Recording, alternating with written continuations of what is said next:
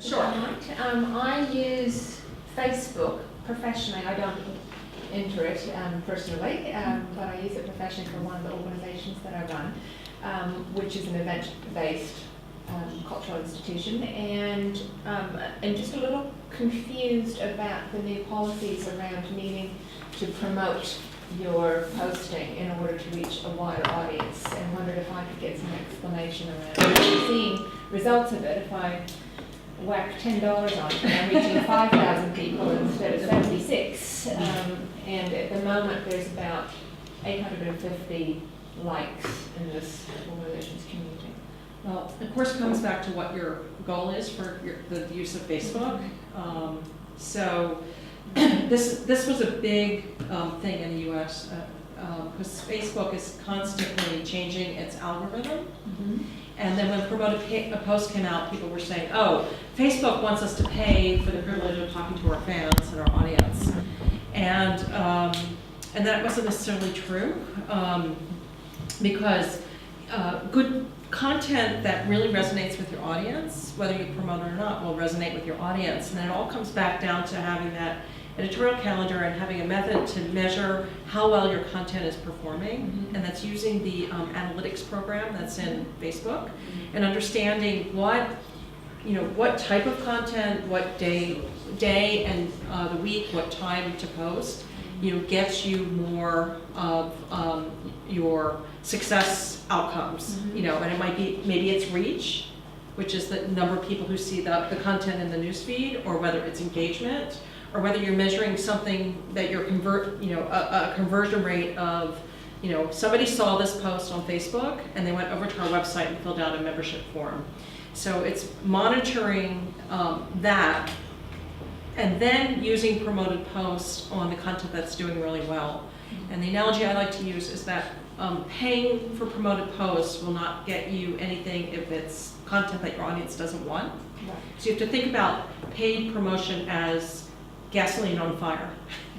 Fire on gasoline, a match to gasoline. So it's like, if something will do really well, or you're monitoring it in real time and you see something doing really well, then that's a post to promote. That's when it's worth spending the $10 to. So, but the community is still receiving, if they're choosing to log on, etc., and to view the post, they're still receiving it. The promoted post is reaching, is it a different or a wider group, or is it more visibility? I'm not quite sure what the difference is on the end user's screen. It depends on, there are different settings that you use to promote a post. Mm-hmm. So you can just promote it to people who are already fans of your page, or you can promote it to friends of the fans of your page. Right. Okay. And there's this little slider scale, and the more people you want to reach, the more money you have to pay. Mm-hmm. So Beth, I think I've read what you'd say. Try it. When you do that, do your homework, work out the ones that seems like a compelling content, and then just do a small bet. So if you spend $10 or you spend $20, and just see whether it make a difference to the likes or the sharing. So you're not outlaying a lot of money, you're not relying on it, you're just learning your way into working out whether. So that's what I've done, yeah. But what I haven't been sure of, and I think my question is now answered, is whether the initial engagement group that I regularly communicate with is still receiving the information, or if you actually have to purchase for that. No, they are, but it's a matter of what the algorithm impacts is, okay, when you log on to Facebook, we're getting into geek language here, you have the thing called the news feed, and that's the content from different pages and other people. The Facebook algorithm influences where that appears, whether it's high up on the newsfeed or whether it's down here. Okay. And that's based on a secret formula based on how many people have liked the content, whether the content is varied, whether it's a picture versus a status update, a short status update, a long status update, a question, a poll. The algorithm favors, or at least it favored, a variety of content. Okay. And so the idea is that if you can, so paid promotion will boost it in the newsfeed. Okay. So that there's more of a chance that people will see it. But if you're boosting content that is crummy or not so great, like, it's not worth spending money on it. Yeah. And the only way you know the content that really resonates with your audience is if you have an ongoing program where you're measuring your content, and which means having a discipline of having an editorial calendar, which means having the discipline of having a strategy, understanding your audience, and etc.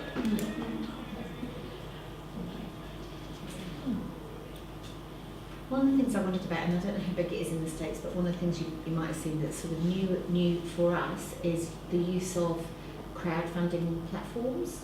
And so some of the not-for-profits now, and a couple of small organisations who have set up these, so Pledge Me is one of them. And they seem to be, because one of the challenges obviously for not-for-profits is fundraising, and one of the new ways of fundraising. And so I didn't actually get to go to the session at the Frank New Zealand conference, I think anybody did, but there was a session on that. And I think it's, again, when we work with organisations that we call our high engagement partners, and we're doing capacity development with them as well as funding them, one of the things is about, how do you support them with all their development, organisation development really.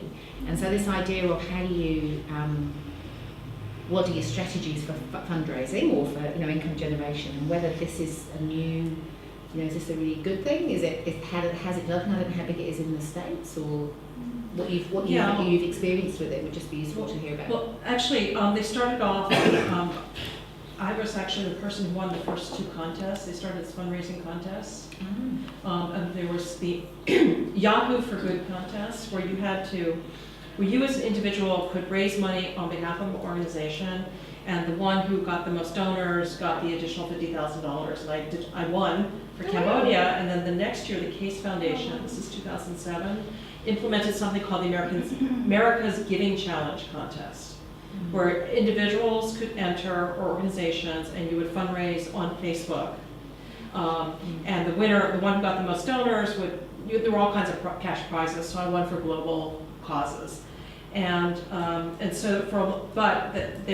there were many actual copycats of these contests on social platforms. This is early 2007, 2008, and then it evolved to these. Instead of it just being a contest, the smart funders were actually teaching the nonprofits best practices in what's called peer-to-peer or social fundraising, because it's a whole other set of practices to integrate social media. It focuses on both engagement as well as the fundraising ask, storytelling, and again, building up your networks. So they not only awarded prizes for the ones that raised the most donors, got the most donors or most funding, they also offered a lot of capacity building and tips and help so they could learn the practice. And then it evolved to, this is 2009, 2010, and it's continuing today, are these giving days. So, and they're typically either done by discipline or geographically. So a city will take on a giving day. They will get all the NGOs in the city. They'll give them training. They'll set up a special page on a social fundraising platform, and then they'll have this 24-hour period where they're actually running this big campaign, donate to the NGOs. And so each of the NGOs is out reaching out to its own network. They do use incentives. Well, the person who got the most donors during this hour gets an extra $1,000 or whatever.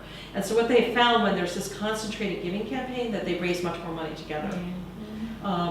In Minnesota, they did a statewide giving day, and they raised something like $24 million in 24 hours, which was like a record. Wow. But it took a lot of... New version of telethons from the 1970s, which I imagine were the same. You probably had similar things about it all on TV now.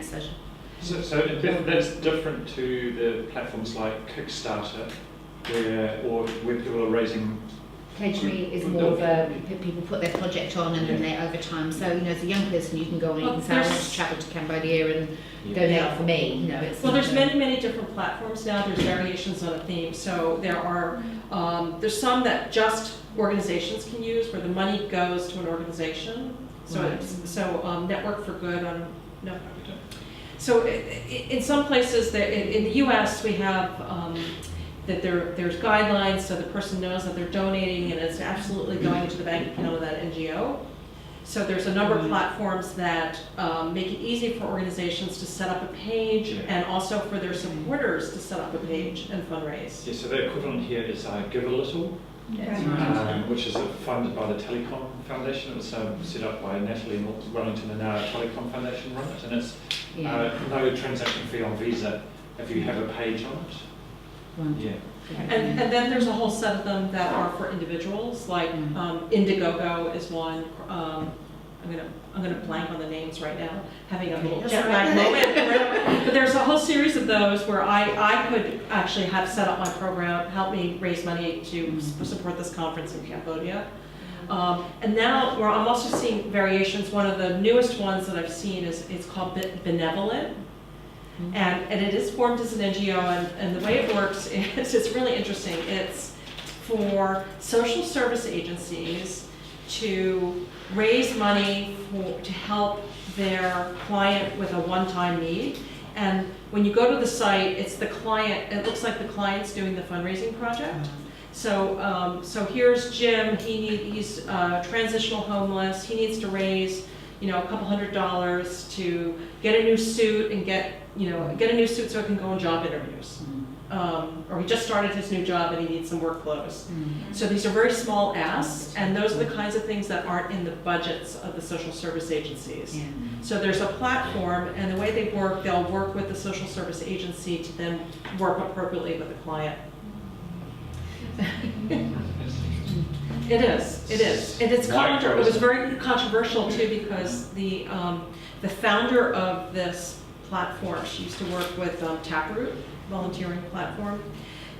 We just did a plenary session on failure, and so it's hard because if she said if we fail our people, but they had to actually have some piloting to see what was going to work. And one thing, so they took very small risks, and so they found out that things like projects where somebody's trying to raise money for some dental work or something that's kind of not very compelling, but it might be, as she said, gross. It's not, I don't know what the word would be, turn people off.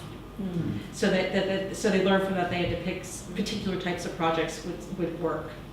And also, social service agencies in the U.S. tend to, we have a joke saying that social workers hate their computer, are afraid of their computers. So they're not very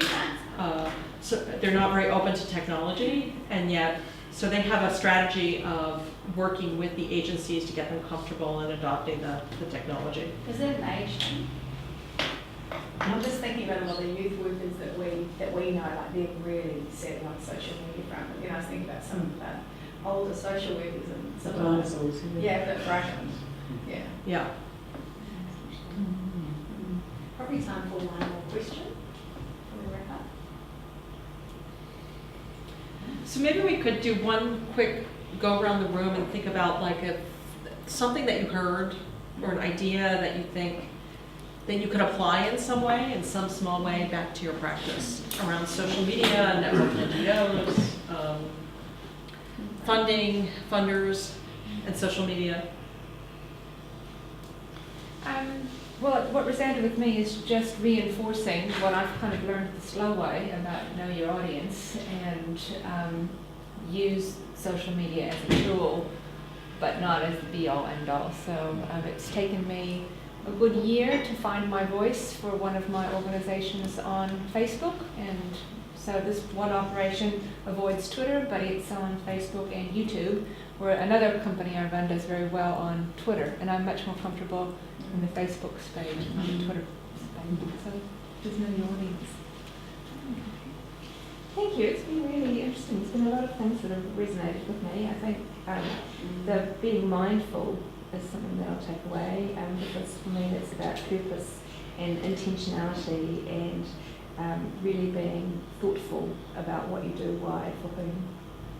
Okay.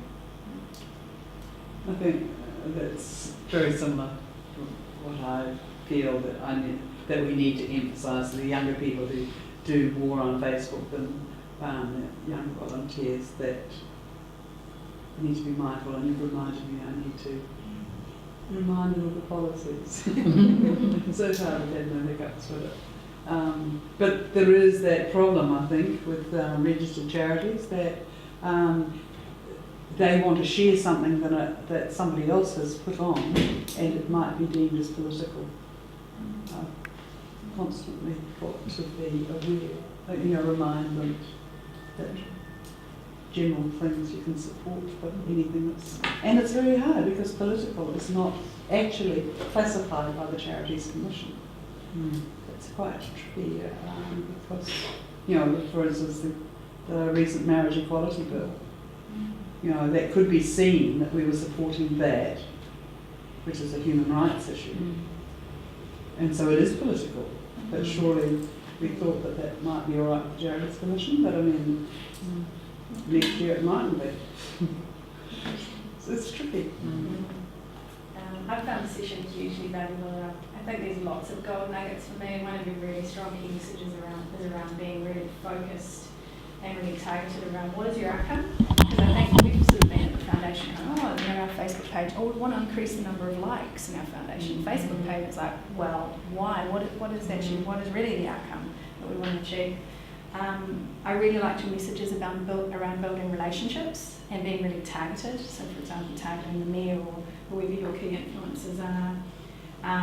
Really loved yourself around the reflective stuff in terms of reflecting on your own online habits. So I'll definitely be catching myself when I'm looking at the cat pictures and catching down in the vortex. Just it's such a can be such a waste of time. But I think something else I really loved was around that peer learning piece and around just being really intentional in the measurement, and you use that beautiful example, the uncovered example where that was successful and it was shared. And so I think there's something in there around just measurement and sharing learnings. So hugely valuable. Thank you. I've got lots of outtakes, but I think the two things I'm taking away most is focusing on what is our outcome that we're trying to achieve, and going back having a look at that before we sort of dive into things. Another thing I really liked actually was around actually asking others, how you can help them before asking for things. So I thought that was a really good reminder. Thank you. I think certainly the looking really, really carefully at outcomes is also where we're at, and framing what we do really based on that in the audience. And I think as a family foundation we're in quite a unique space, and there's not a lot of other people to learn from necessarily, so we need to be mindful of that. I agree with what everyone said, and I'm really quite keen to think about how we can do some of this work with our trustees actually. I don't know if that will be an easy thing to do, but something that I'd like to investigate, because we are looking at ways of getting information passed through to them in different ways at regular intervals. So I don't know if that will work, but yeah. So thank you. Oh yeah, and apologies for being late. Some drama at the home front, but it's all good. But from what I got today is, I really like your diagram of detoxing on social media, which is I think it's really important that it's a big beast out there, but be really focused on what works. But also spend time on it actually, which is important, so we make sure that we really focus on the outcome and what really works and what you want to get out of it, rather than trying to do everything that's out there. Yeah, that's me. Thank you, Beth, for taking quite a bit of time to share your gems here. I'm really, the thing that I like about your work is the focus on the network and understanding how the network and the pressures that brings back around transparency, and just hearing you describe it again is that's the thing that I think is the big challenges for many of the people that I work with, is how challenging you've got it. It's forcing quite a change of mindset, and so being in the shallow end, it actually can lead to quite fundamental changes. I thought it was interesting to learn that 56% of people checking their social media when they're in bed, and 38% when they're on the toilet. Which is a bit of a worry. I think the main thing I've taken from today is concentrate on outcomes and crawl, walk, run, fly. It's okay to start with crawling. Yeah, no, thanks, Beth. It's been great. And I think two things probably takeaways. I mean, lots, but two that I'll focus on. One is how we are more mindful about setting up networks and how we use these tools. And I think it's probably, and I'm thinking here about funder networks, but also the relationship that we have with our high engagement partners in the community, and how we, and that's the second bit really, is how we utilise this sort of thinking and conversation with them as part of our capacity development work. So lots of food for thought, thank you. Oh, this is heaps of fun. So great to find you in New Zealand. I think two things. One is I'm really struck as a, more or less an organizational change consultant, that all of this stuff is what we already know about organizational and community change. So I think it feels scary and new, but on the other hand, I think so many aspects of it we do know, and so we should tap into what we know. And the other thing that really jumped out for me was the framing of abundance versus scarcity around time. I personally, my own habits, do a really good job getting stuck on the time scarcity issue, so I'm going to write abundance on my laptop and think about that. And last but not least, I'm just reminded with Stephen here, there's several times you jumped in as a sort of translator, helper, local resource, and I think you're a gem of a resource for the community. And I think it takes having porters, coaches, guides, cheerleaders, and it's great to know that when Beth moves on to Australia and then back to India and Cambodia and wherever else you're going, that you're right around the corner. I'll be down in Roy South, that's right. And again, I want to especially thank Stephen for inviting me and making this happen. Finally got to New Zealand. Yay! Finally got to drink a Sauvignon Blanc in New Zealand. and see the coast and experience the culture. And I want to also thank you for hosting this. And I sort of really want to pick up on what you were talking about around some of my work is really around training the trainers, and I really love that model because only one person can only do so much. But like one organization can only do so much, or one funder can only do so much. But when you work in networks, whether it's networks for a campaign, or whether it's a network for peer learning and spreading best practices to be more effective, I just think it's really great, and I'm just really thrilled that Stephen's going to be doing a bit of a peer learning project. So I think there'll be some great learnings from that on how to do that and how to be able to spread that some of these practices to more NGOs in New Zealand in a really highly efficient and effective way. So look forward to more success stories. Thank you. Great. Thank you so much. Thank you. Yeah.